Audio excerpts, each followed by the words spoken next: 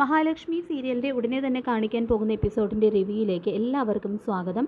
അങ്ങനെ മാർക്കോയുടെ അവസാനത്തെ ലിസ്റ്റിലുള്ള വാമൻ കൂടി മഹാലക്ഷ്മിയുടെ പ്രേതത്തെ നേരിട്ട് കണ്ടതോടുകൂടി ശത്രുക്കളുടെ ഒന്നടങ്കം ഭയം ഇരട്ടിക്കുന്നുണ്ട്. ദുർഗയ്ക്കും ഉണ്ണിക്കും കരുണയ്ക്കും പ്രതാപനും മുത്തശ്ശിക്കും എല്ലാം ഭയത്തോടെയാണ് ഓരോ നിമിഷവും അവർ കഴിച്ചുകൂട്ടുന്നത്. പിന്നീട് പുലർച്ചെ 3 മണിക്ക് മഹിയെ അമ്മയുടെ അടുത്ത് എത്തിക്കുന്നുണ്ട്. മാർക്കോയും അനന്തവും പരസ്പരം നേരിൽ കാണുന്നതും ഒരുപാട് സന്തോഷമാവുന്നുണ്ട് കേട്ടോ മഹാലക്ഷ്മിക്കും മോഹിനിക്കും. പ്രതാപനും മുത്തശ്ശിയാണെങ്കിൽ മഹാലക്ഷ്മിയുടെ പ്രേതം എത്തി കഴുത്തിന് പിടിക്കുമോ എന്ന് പേടിച്ച് പുലർച്ചെയാവുമ്പോഴൊക്കെയാണ് അവരൊന്ന് മയങ്ങുന്നത്. മഹിയാണെങ്കിൽ താൻ കൊണ്ടുവന്നിട്ടുള്ള ഓണക്കോടി അമ്മയ്ക്ക് നൽകുന്നുണ്ട്. മോഹിനി മഹിക്കായിട്ട് കരുതി വെച്ചിട്ടുള്ള ഗോൾഡ് ഇയറിങ്സ് മഹാലക്ഷ്മിക്ക് കൊടുക്കുന്നുണ്ട് കേട്ടോ. മഹിയുടെ കാതിൽ തന്നെ മോഹിനി അത് ഇട്ട് കൊടുക്കുകയൊക്കെ ചെയ്യുന്നുണ്ട്. ശേഷം അമ്മ മോൾക്ക് വേണ്ടി പലഹാരങ്ങളൊക്കെ ഉണ്ടാക്കി വെച്ചിട്ടുണ്ട്. അതിൽ നിന്നെല്ലാം കുറച്ചെങ്കിലും കഴിച്ചിട്ട് മോള് പോയാൽ മതി എന്നുള്ള മോഹിനിയുടെ സ്നേഹത്തോടെ പറയുമ്പോൾ അത് കേൾക്കാതിരിക്കാനായിട്ട് മഹിക്ക് കഴിയുന്നില്ല. അങ്ങനെ അവർ അടുക്കളയിലേക്ക് പോകുന്നുണ്ട്. ഇതിനിടയിൽ അടുക്കളയിലെ തട്ടലും മുട്ടലും ഒക്കെ കേട്ട് മുത്തശ്ശി ഉണരുന്നുണ്ട് കേട്ടോ. മുത്തശ്ശിയാണെങ്കിൽ മുത്തശ്ശിയുടെ കൈ തട്ടി ഗ്ലാസ് താഴെ വീഴുന്ന പൊട്ടുന്ന ശബ്ദം കേട്ട് പ്രതാപനും ഞെട്ടി ഉണരുന്നുണ്ട്. തുടർന്ന് ഞാനൊരു ചായ ഇട്ട് വരാമെന്ന് പറഞ്ഞുകൊണ്ട് മുത്തശ്ശി അടുക്കളയിലേക്ക് പോകുന്നുണ്ട് കേട്ടോ. ഇതേ സമയം മോഹിനിയാണെങ്കിൽ മഹാലക്ഷ്മിക്ക് ദോശയൊക്കെ ചുട്ടുകൊണ്ട് കൊടുക്കുകയാണ്. പെട്ടെന്ന് തന്നെ എന്താണ് മോഹിനി അവിടെ ഒരു ശബ്ദം എന്ന് ചോദിച്ചുകൊണ്ട് മുത്തശ്ശി അവിടേക്ക് വരുന്നുണ്ട്. ഇത് കണ്ട പരിഭ്രമത്തോടെ മഹി മോഹിനിയുടെ പുറകിൽ മറയുകയാണ്. തുടർന്ന് നീ എന്താ ഈ സമയത്ത് ദോശ ഉണ്ടാക്കുന്നത് എന്നെല്ലാം മുത്തശ്ശി ചോദിക്കുമ്പോൾ കരുണമോളും ഉണ്ണിമോനും വരുമ്പോൾ അവർക്ക് വേണ്ടി ഉണ്ടാക്കി വെച്ചിരിക്കുന്നതാണെന്നെല്ലാം മോഹിനി പറയുന്നുണ്ട് കേട്ടോ മുത്തശ്ശിയോട്.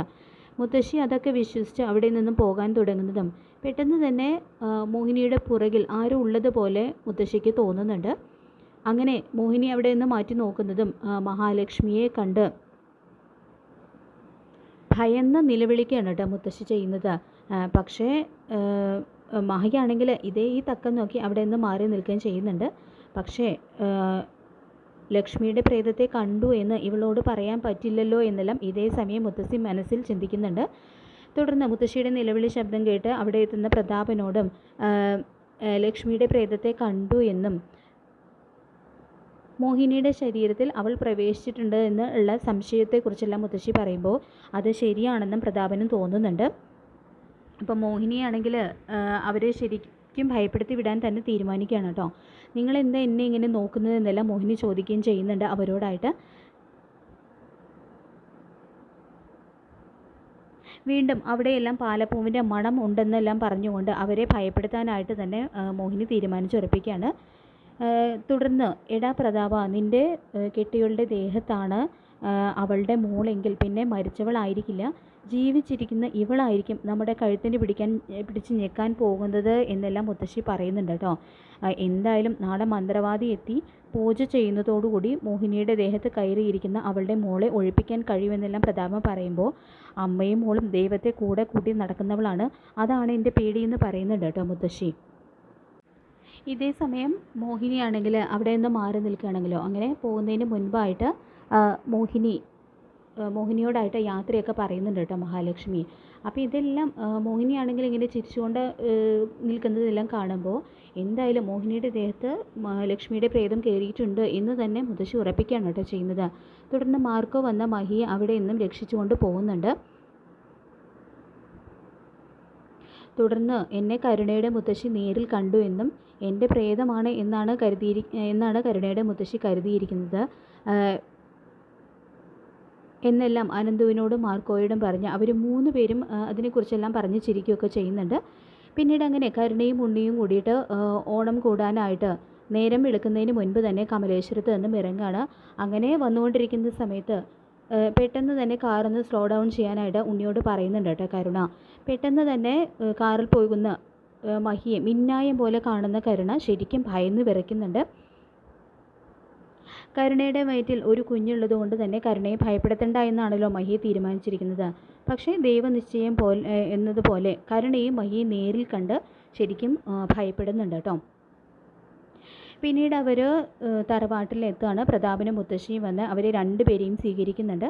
അപ്പോൾ കരുണയുടെ മുഖത്തെ ഭയം കാണുന്ന മുത്തശ്ശി മോളുടെ മുഖത്ത് എന്തോ ഒരു ഭയം പോലെ എന്ന് ചോദിക്കുമ്പോൾ ഞങ്ങളിവിടേക്ക് പോരുന്ന വഴി റോഡിൽ വെച്ച് അവളെ കണ്ട കാര്യങ്ങളെല്ലാം കരുണ പറയുന്നുണ്ട് കേട്ടോ. ലക്ഷ്മിയെ കണ്ട കാര്യങ്ങളെല്ലാം കരുണ മുത്തശ്ശിയോട് പ്രതാപനോടായിട്ട് പറയുന്നുണ്ട്. അപ്പോൾ അത് കേട്ട് വായും പൊളിച്ച് നിന്ന് പോവുകയാണ് പ്രതാപനും മുത്തശ്ശിയും. തിരുവോണമായിട്ട് ഒരു മനസ്സമാധാനവും ഇല്ലല്ലോ അമ്മേ, ഇനി എന്തൊക്കെയാണാവോ നടക്കാൻ പോകുന്നത് എന്നെല്ലാം പ്രതാപൻ ടെൻഷനോടുകൂടി പറയുകയും ചെയ്യുന്നുണ്ട്. തുടർന്ന് മോളിനോട് ഒരു രഹസ്യം പറയാനുണ്ടെന്നും ലക്ഷ്മിയുടെ ആത്മാവ് മോളുടെ അമ്മയുടെ ദേഹത്താണ് കയറിയിരിക്കുന്നത് എന്ന് എനിക്കും ഇവനും ഒരു സംശയം. അവളുടെ ഭാവത്തിൽ നിന്നും പെരുമാറ്റത്തിൽ നിന്നും അതെല്ലാം വ്യക്തമാണെന്നെല്ലാം മുത്തശ്ശി പറയുന്നുണ്ട് കേട്ടോ. മോളുടെ അമ്മയുടെ ദേഹത്ത് കയറി നമ്മളോട് പ്രതികാരം ചെയ്യാനായിരിക്കും അവളുടെ ഉദ്ദേശം എന്ന് തോന്നുന്നു എന്നും മുത്തശ്ശി പറയുമ്പോൾ ഇന്നൊരു ദിവസം എങ്ങനെയെങ്കിലും കഴിച്ചു കൂട്ടണമെന്ന് പറയുന്നുണ്ട് കേട്ടോ പ്രതാപൻ.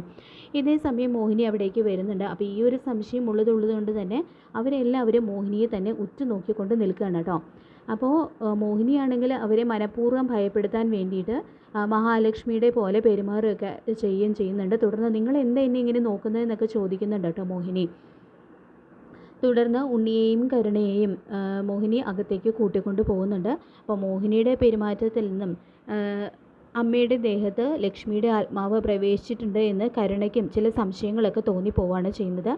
അങ്ങനെ ഉച്ചയ്ക്ക് എല്ലാവരും ഒരുമിച്ചിരുന്ന് തിരുവോണ സദ്യ കഴിക്കുന്ന സമയത്ത് പപ്പടം വിളമ്പുന്ന മോഹിനിയെ പ്രതാപൻ ഒന്ന് നോക്കുന്നുണ്ട് കേട്ടോ. പെട്ടെന്ന് തന്നെ അത് മഹാലക്ഷ്മിയാണോ തൻ്റെ മുന്നിൽ ഉഗ്രരൂപമായിട്ട് നിൽക്കുന്നത് എന്ന് പ്രതാപന് തോന്നിപ്പോവുകയും പ്രതാപൻ അത് കണ്ട് അലറി വിളിച്ച് കരയുകയൊക്കെ ചെയ്യുന്നുണ്ട്. അതിനുശേഷം മാർക്കോയും അനന്തവും കൂടിയിട്ട് മഹാലക്ഷ്മി സുരക്ഷിതമായിട്ട് കണ്ണൻ്റെ അടുത്തേക്ക് എത്തിക്കുന്നുണ്ട്. എനിക്ക് ഉടനെ തന്നെ പോകണമെന്ന് മാർക്കോ പറയുമ്പോൾ മാർക്കോ എവിടേക്ക് പോകുന്നതെന്ന് കണ്ണന് മഹാലക്ഷ്മിയും ചോദിക്കുന്നുണ്ടെങ്കിലും ഞാൻ പറഞ്ഞില്ലേ എന്നെ കാത്ത് ഒരാൾ ഇരിപ്പുണ്ടെന്ന് മാത്രം പറയുന്നുണ്ട് കേട്ടോ മാർക്കോ. അതാരാണെന്ന് ഞങ്ങളോട് പറഞ്ഞുകൂടെ എന്ന് മഹി വീണ്ടും ചോദിക്കുന്നുണ്ടെങ്കിലും എല്ലാം ഞാൻ വിശദമായിട്ട് പിന്നീട് പറയാമെന്ന് പറഞ്ഞുകൊണ്ട് മാർക്കോ പോവാണ്. തുടർന്ന് കണ്ണനോടായിട്ട് തറവാട്ടിൽ നടന്ന കാര്യങ്ങളെല്ലാം മഹി പറയുന്നുണ്ട് കേട്ടോ. അമ്മയുടെ ദേഹത്ത് ഞാനുണ്ടെന്നാണ് കരുണയുടെ അച്ഛനും മുത്തശ്ശിയൊക്കെ വിശ്വസിച്ചിരിക്കുന്നത്. അതാലോചിച്ച് അവരാകെ പരക്കം പായുകയാണെന്നെല്ലാം മഹി പറയുന്നത് കേട്ട് കണ്ണൻ അത് കേട്ട് ശരിക്കും ചിരിക്കുകയൊക്കെ ചെയ്യുന്നുണ്ട്. തുടർന്ന് തിരുവോണ സദ്യ കഴിക്കുന്ന സമയത്ത് മഹി അതിസുന്ദരിയായിട്ട് അണിഞ്ഞൊരുങ്ങുകയൊക്കെ ചെയ്യുന്നുണ്ട്. പിന്നീട് അവരെല്ലാവരും അഗസ്ത്യകൂടത്തിലെല്ലാവരും ഒരുമിച്ചിരുന്ന് തിരുവോണ സദ്യയൊക്കെ കഴിക്കുന്നുണ്ട് കേട്ടോ. മാർക്കോ ഇല്ലാത്തതിൻ്റെ ഒരു കുറവുണ്ടെന്ന് മഹി പറയുമ്പോൾ ഓണത്തിൻ്റെ അന്ന് കൃത്യസമയത്ത് അവൻ ആരെയോ കാണാൻ പോകുന്നുണ്ട്. ഞാൻ പലതവണ അവനോട് അതിനെക്കുറിച്ച് ചോദിച്ചിട്ടുണ്ടെങ്കിലും അവൻ ഇതുവരെ എന്നോട് അതിനെക്കുറിച്ച് തുറന്ന് പറഞ്ഞിട്ടില്ല എന്ന് പറയുന്നുണ്ട് കേട്ടോ തോമസ് വൈദ്യൻ.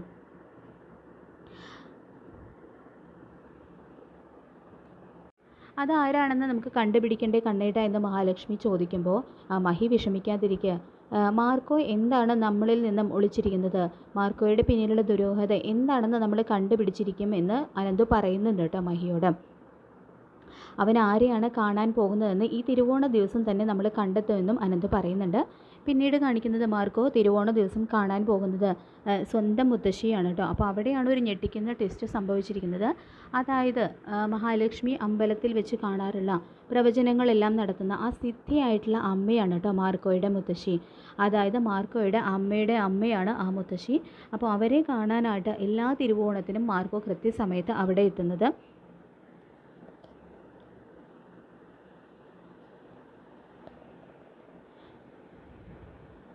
അങ്ങനെ മാർക്കോ മുത്തശ്ശിയെക്കുറിച്ചുള്ള എല്ലാ രഹസ്യങ്ങളും മുത്തശ്ശി ആരാണെന്നുള്ള കാര്യങ്ങളെല്ലാം പിന്നീട് കണ്ണനോടും മഹാലക്ഷ്മിയോടും തുറന്നു പറയുകയൊക്കെ ചെയ്യുന്നുണ്ട്. അതിനുശേഷം കാണിക്കുന്നത് അവിട്ടത്തിൻ്റെ അന്ന് തറവാട്ടിൽ എല്ലാവരും ഒത്തുകൂടിയിരിക്കുകയാണ്. അതായത് അന്നാണല്ലോ മഹാലക്ഷ്മിയുടെ ആത്മാവിനെ ഒഴിപ്പിക്കാനുള്ള മന്ത്രവാദം അവിടെ നടക്കുന്നത്.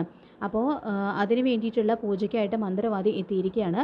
അങ്ങനെ എല്ലാവരും മഹാലക്ഷ്മിയുടെ ശല്യം അന്നത്തോടുകൂടി തന്നെ തീരും, ഇനി മഹാലക്ഷ്മിയുടെ ആത്മാവിനെ പേടിച്ച് കഴിയേണ്ടി വരില്ല എന്നെല്ലാം ആശ്വസിച്ച് എല്ലാവരും നിൽക്കുകയാണ്.